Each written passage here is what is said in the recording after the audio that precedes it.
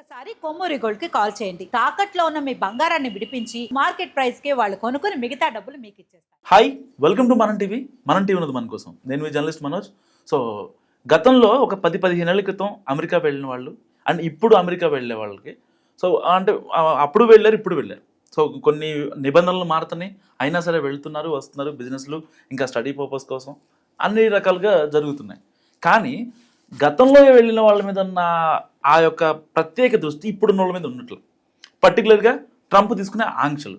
అసలు ఎందుకు ఇండియన్స్ అంత ఇబ్బందికి గురవుతున్నారు అమెరికాలో? మాట్లాడదాం. మనతో పాటు మనం టీవీ స్టూడియోలో యాడ్ అయ్యారు యశ్ బదులూరి గారు. నమస్కారం అండి. నమస్కారం. ఎందుకని అసలు ప్రత్యేకంగా ఇంతకుముందు వెళ్ళిన వాళ్ళు అంటే ఒక 10-15 years బ్యాక్ వెళ్ళిన వాళ్ళ మీద మంచి రెస్పెక్ట్, మంచి గౌరవం ఉంటుంది.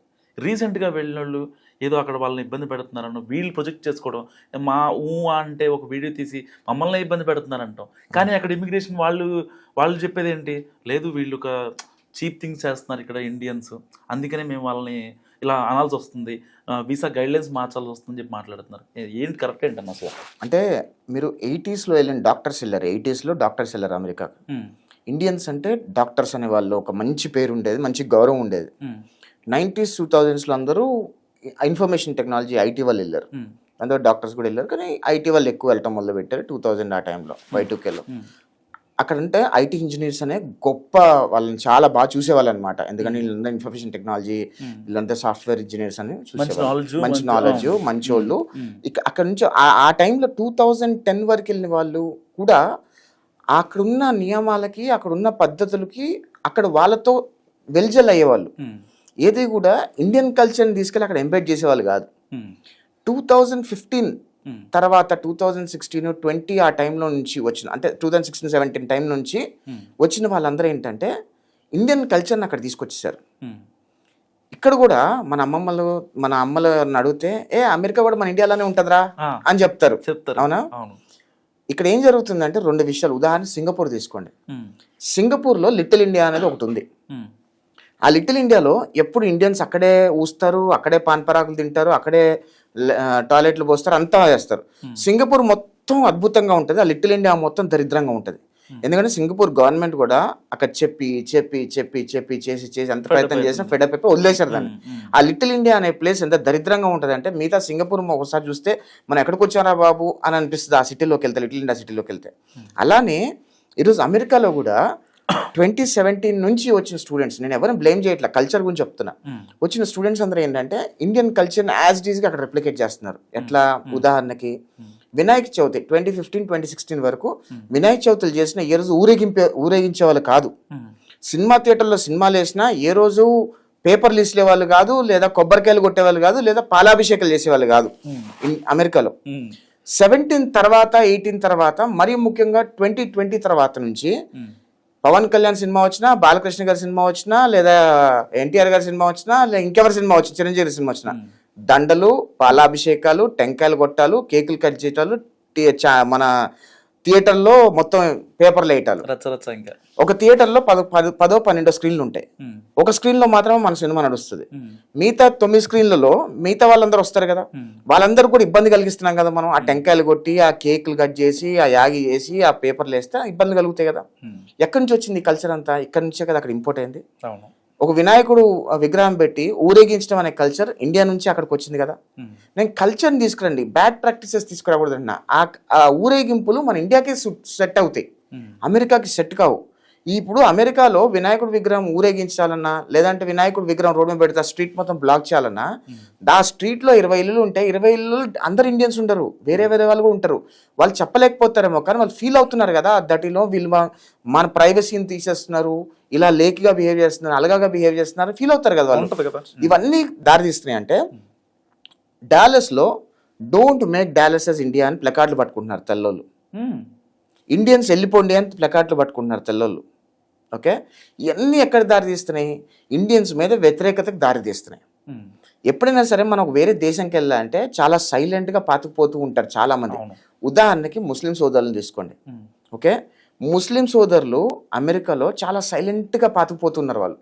వాళ్ళు ఎక్కడ హైలైట్ అవ్వరు. వాళ్ళు ఈరోజు అక్కడ ఉన్న సెనెట్లో కానీ కాంగ్రెస్లో కానీ ముస్లింల ప్రభావం కొద్ది కొద్దిగా పెరుగుతూ ఉంది. చాలా సైలెంట్గా చేసుకుంటారు. అదే మన ఇండియన్స్ అలా కాదు. రూపాయి ఉంటే 10 రూపాయలు చూపించుకుంటారు. తద్వారా ఏం కాన్సిక్వెన్స్ వస్తుందని వాళ్ళు గెస్ చేయలేకపోతున్నారు. అవన్నీ ఎక్కడ దారితీస్తున్నాయంటే ట్రంప్ ఈరోజు వ్యతిరేక నిర్ణయాలు, భారతదేశం వ్యతిరేక నిర్ణయాలు, మన పిల్లలు చేస్తున్న వ్యతిరేక నిర్ణయాలు.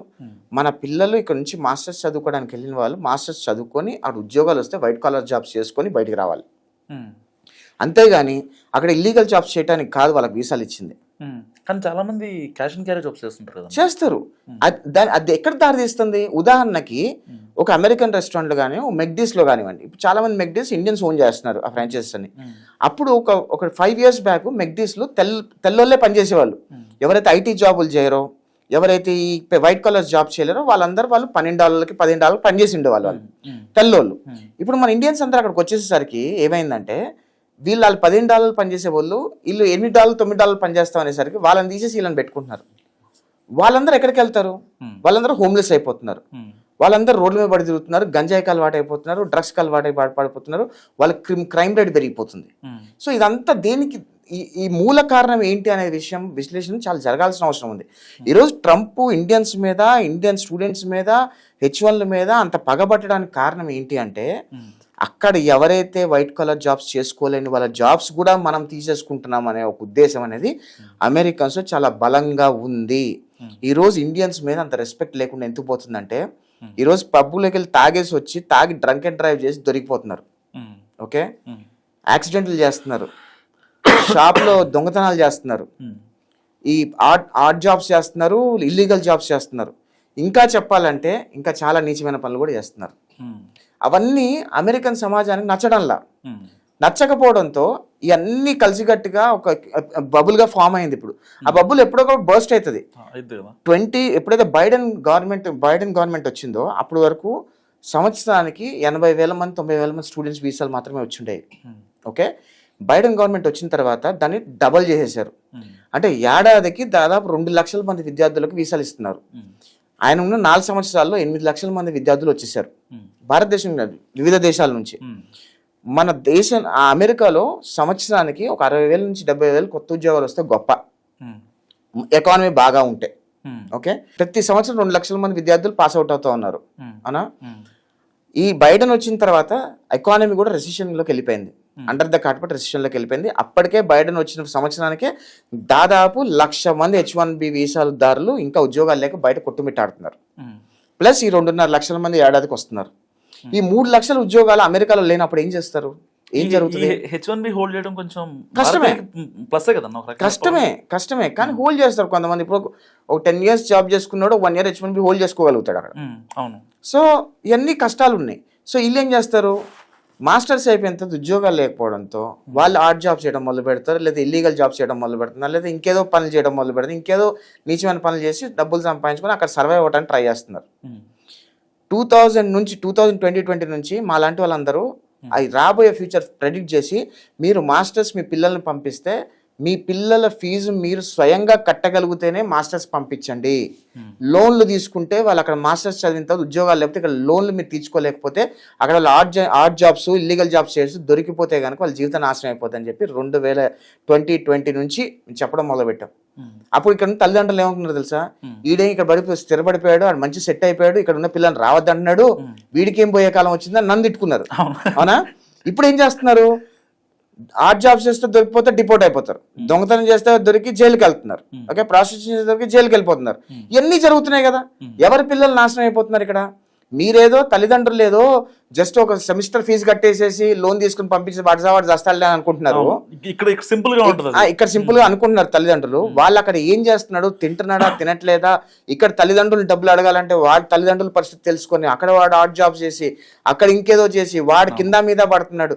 అదే ఇండియాలో ఇంకా చాలా మంచిగా బతకచ్చు. ఇక్కడ అదే డబ్బుకి లోన్ పెట్టాల్సిన అవసరం లేదు, ఏం అవసరం లేదు. శుభ్రంగా ఇక్కడ మంచి చిన్న స్టార్ట్అప్ చేసుకుని ఈరోజు మన ఇండియాలో చెప్పులు కుట్టుకునేవాడి దగ్గర నుంచి, మంగళోడి దగ్గర నుంచి, ఫేషియల్ చేసేవాడు, నెయిల్ ఆర్ట్స్ దగ్గర నుంచి, ఇంజనీర్లు, ఐటీ ఇంజనీర్ వరకు ప్రతి వాడు ₹1,00,000 సంపాదిస్తాడు యావరేజ్ గా. ఇంట్లో నుంచి చెప్పులు కొట్టుకున్నాడు కూడా 50,000 ₹1,00,000 సంపాదిస్తాడని నేను అనుకుంటున్నాను ఇక్కడ. ఎందుకంటే పానీపూరి బండి ₹1,00,000 సంపాదిస్తాడు యావరేజ్ గా. రోజుకో ₹3,000 ప్రాఫిట్ ఉంటుంది ఆడికి ఎంత లేనా సరే. ఇక్కడ అట్లాంటి బిజినెస్లు మన ఇండియాలో గ్రోయింగ్ కి చాలా మంచి ఆస్పిరెంట్స్ ఉన్నాయి, చాలా మంచి లైఫ్ ఉంది. మన మీద ఇక్కడే స్టార్టప్స్ పెట్టుకొని ఇక్కడే తయారు చేసి మనం బయటికి ఎక్స్పోర్ట్ చేయడం ఇంపోర్ట్ చేయడానికి ఇండియన్ గవర్నమెంట్ అనేక రకాలుగా రాయితీలు అందిస్తుంది, చేయూతను కూడా అందిస్తుంది. అవన్నీ అందిపుచ్చుకొని మనం ఇక్కడికి వచ్చి ఇక్కడే మనం సెటిల్ అయ్యి ఇక్కడే మనం ఓన్ స్టార్టప్స్ పెట్టుకొని మనం డబ్బులు సంపాదించుకునే అవకాశం ఉంటుంది. నాకు తెలిసిన ఒక 5 years బ్యాక్ పాస్ అవుట్ అయిన కూడా కొత్త 3D కంపెనీలు పెట్టుకొని లగ్జూరియస్ వాల్ ఆర్ట్స్ పెట్టుకొని కార్డ్బోర్డ్ తయారు ఇతర డిఫరెంట్ కొత్త ఇన్నోవేషన్స్తో వాళ్ళు ఇక్కడ స్థిరపడిపోయారు. దే ఆర్ ఎర్నింగ్ గుడ్, మాకంటే బాగా సంపాదిస్తున్నారు వాళ్ళు. నెలకి ఎంతలైనా 7-8 లక్షలు సంపాదిస్తున్నారు వాళ్ళు, విచ్ ఇస్ రియలీ గుడ్ అనిపించింది నాకైతే. చిన్న ideas will make lot of flourishing life. అమెరికాలో ఇప్పటికైనా సరే మన వాళ్ళు ఆ ఇండియన్ కల్చర్ని అండర్ ద కార్పెట్ పెట్టి ఎవరికి కనపడకుండా మన కల్చర్ని మనం హ్యాపీగా లీడ్ చేసుకోగలిగితే మన లైఫ్ బాగుంటుందండి. ఇదే రకంగా పదే అమెరికన్స్కి నచ్చకుండా వాళ్ళని ఇబ్బంది పెట్టే ప్రయత్నము, వాళ్ళ జాబులు మనం తీసుకుంటామని వాళ్ళు అనుకునేలాగా తీసుకొస్తే కనుక మన లైఫ్ అనేది బాగుండదు అనే విషయం తల్లిదండ్రులు మరీ ముఖ్యంగా అక్కడ ఉన్న స్టూడెంట్స్ కూడా ఆలోచించాలని అందరూ అబ్జర్వ్ చేయాలి. ఆఫ్ కోర్స్ నిజంగా చాలా మంచి మెసేజ్ ఇచ్చారు. ఎందుకంటే ఇవాళ రేపు ప్రతి ఒక్క కొడుకుని కూతుర్ని అమెరికా పంపించి అక్కడ ఉన్న చదువులు చదివించి అక్కడే ఉంచాలి, అక్కడే పెళ్లి చేసుకోవాలి. అంటే మన చిన్నప్పుడు హైదరాబాద్లో చదివించి ఇక్కడ జాబ్ చేయించాలనేది ఉండేది. ఇప్పుడు మారిపోయింది అనమాట. సో దానికోసం ఇంటికాడ వాళ్ళు లోన్లు పెట్టడం కావచ్చు, వాళ్ళని మా పిల్లలు అక్కడెక్కడ ఉండో వాళ్ళు ఏం చెప్తారు ఫోన్లో చాలా సింపుల్గా, ఓకే నాన్న తిన్నాను బాగానే ఉంది. ఆ టైమింగ్స్ కూడా డిఫరెంట్ కాబట్టి ఏదో టైంలో మార్నింగ్ 9కో 10కో ఇక్కడ నుంచి కాల్ వెళ్తుంది, అంతా బాగానే ఉందా, అమ్మాయి బాగానే ఉన్నాడు. కానీ అక్కడ ఏం జాబ్ చేస్తున్నాడు, అసలు కాలేజ్కి వెళ్తున్నాడు లేదా, యూనివర్సిటీకి వెళ్తున్నాడు లేదా, ఈ ఫాలోఅప్స్ ఏమి ఉండవు. కానీ కట్ చేస్తే అక్కడ ఏదో దారుణం జరిగో విషాదం జరిగో అప్పుడు వీళ్ళు అర్థం అవుతుంది. కానీ చాలామంది పేరెంట్స్లో ఈ విషయం అర్థం కావాలన్న అర్థం చేసుకోరు. ప్రాబ్లం ఏంటంటే మనం చెప్తున్నాం అనుకోండి, మంచి చెప్తున్నాం అనుకోండి, వాళ్ళు నెగిటివ్ గా తీసుకునే ప్రయత్నం చేస్తున్నారు. రీసెంట్ గా ఒక అమ్మాయిని చంపేశాడు వాడు, డబ్బుల కోసం డబ్బులు తీసుకొని డబ్బులు చంపేశాడు. డబ్బులు అడిగిన పాపాన్ని చంపేశాడు, అప్పిచ్చి తీసుకోవడం పాపని చంపేశాడు. ఆ అమ్మాయి ఎన్ని కలలు కానీ మంచి చదువుకున్న స్టూడెంట్ అమ్మాయి ఎన్ని కలలు కనింది, ఎంత రేపు చేతికొచ్చిన పిల్ల చనిపోయింది. వాళ్ళ పిల్లల కడుపుకోత ఎంత భయంకరంగా ఉంటుంది. నేను చెప్పేది ఏంటంటే దయచేసి తల్లిదండ్రులు ఎవరైనా సరే మీరు మీ పిల్లల్ని మాస్టర్స్ చదివించడానికి పంపిస్తే మీరు ఫుల్ ఫీ పే చేయగలిగే దమ్ము సత్తా ఉంటేనే పంపించండి. అక్కడ ఒకవేళ లోన్లు తీయకుండా మీరు అక్కడ మాస్టర్స్ అయిపోయిన తర్వాత ఉద్యోగం వస్తే అక్కడ ఉద్యోగం చేసుకోమని చెప్పండి, లేదా తిరిగి వచ్చి ఇక్కడ ఏదైనా బిజినెస్ చేసుకోమని చెప్పండి. అంతేగాని అక్కడ స్థిరపడిపోతాం, అక్కడ ఉద్యోగం ట్రై చేస్తాం 1 సంవత్సరం ట్రై చేయాలి, ఎక్కువ ట్రై చేయకూడదు. సంవత్సరం ట్రై చేసి రాకపోతే ఇక్కడికి వచ్చి ఇక్కడ లైఫ్ సెటిల్ చేసుకోవాలి. అదే చేసుకుంటే మీ పిల్లలు మీ కళ్ళ ముందు ఉంటారు, లేదంటే మీ పిల్లలు నాశనం అయిపోతారనే విషయం ఒకసారి తెలుసుకోండి. మాకేం రాదు చెప్పడం వల్ల, మేము ఎన్నో పొద్దున్న లేస్తే ఎన్నో కేసులు చూస్తుంటాం. వాళ్ళు చచ్చిపోయారు, ఈ బాడీ పంపించాలని చెప్పి, వీడు దొంగతనం చేసాడు జైల్లోకి వెళ్ళి బెయిల్ తిప్పియాలని చెప్పి, లేదా వీళ్ళు ప్రాస్టిట్యూషన్లో దొరికిపోయారు వాళ్ళ జీవితం నాశనం అయిపోయిందని చెప్పి ఎన్నో చూస్తుంటాం ఇవన్నీ.